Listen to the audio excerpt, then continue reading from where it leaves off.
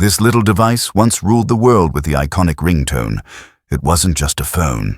It was the symbol of human connection. Nokia began not in technology, but in timber, born by the Nokian Virta River, where ambition met the hum of machinery. Fredrik Idestam dreamed of modernizing Finland's industry, never knowing his small paper mill would one day connect billions. From paper to power. The company evolved, merging with cable and rubber industries, expanding its reach beyond paper. When the world turned to electricity and communication, Nokia listened and followed the sound. By the 80s, Nokia wasn't just surviving, it was pioneering. From car phones to satellites, the future felt close enough to touch. In 1992, Nokia made a bold bet: mobile phones. Risky, uncertain, but visionary. The world was about to change, and so was Nokia. They didn't just sell phones, they sold connection, emotion, identity, the human touch wrapped in finished design. Sales exploded. In less than a decade, Nokia became the world's #1 phone maker, controlling over 40% of the global market. But in the shadows of victory, the first signs of danger were already vibrating silently in their pockets. By 2001, Nokia had become a global empire, over 100,000 employees. More phones sold than anyone could count. Finland's pride had become the world's leader. Under Jorma Ollila's leadership, Nokia was unstoppable. Its slogan, "Connecting People," wasn't just marketing, it was prophecy. Nokia's R&D teams experimented endlessly. Cameras, color screens, ringtones that defined a generation. Every click, every tone became cultural memory. In 2004, they had it first, a touchscreen prototype, years before Apple. But fear of failure silenced the future. Nokia's strength had become its weakness: bureaucracy. Too many meetings, too little courage. Still, the world was addicted. Nokia phones were everywhere, in pockets, in classrooms, in war zones. They were the world's first true digital companions. Then came a man in jeans, holding a single device that rewrote the future. The iPhone wasn't just a phone, it was a revolution. Inside Nokia's boardrooms, the warning was met with arrogance. "We've seen hype before," they said. "We are untouchable." Engineers begged for modernization, but management feared breaking what worked. Innovation died, not from failure, but from fear. And while they hesitated, the world moved on. Competitors evolved faster, smarter, bolder. Nokia's empire had begun to crack. In 2008, the wind shifted. The market no longer moved for Nokia, it moved around it. Sales were slipping. Just a few points at first, but enough to raise eyebrows in silence. Some inside Nokia saw the storm coming. They proposed Android partnerships, but the idea was buried under pride. In 2010, a new CEO arrived, Stephen Elop, Microsoft's man. He promised change, efficiency, and survival. His first speech ignited hope. But behind the words, the fire was already spreading. Then came the burning platform memo, a brutal confession.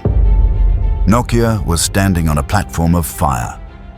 The solution: jump into another flame, a partnership with Microsoft. Symbian was dead. Windows Phone was the future, or so they hoped. Thousands were laid off. Decades of expertise vanished overnight. A mass exodus of the very people who built Nokia's soul. Inside the glass towers, optimism turned to silence.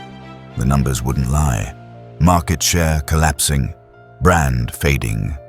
By 2012, the once unbreakable titan had become a shadow of itself. Caught between innovation and nostalgia, between greatness and gravity. By 2012, silence filled Nokia's halls. Once a place of invention, now a museum of lost ambition. The layoffs continued. Departments vanished overnight. What had taken decades to build dissolved in months. Aelop's gamble wasn't paying off. The world didn't want a Windows phone. They wanted the future Nokia had abandoned. The Lumia series was beautiful, elegant, colorful, bold. But beauty couldn't save them from timing. In 2013, the smartphone war was already won by others.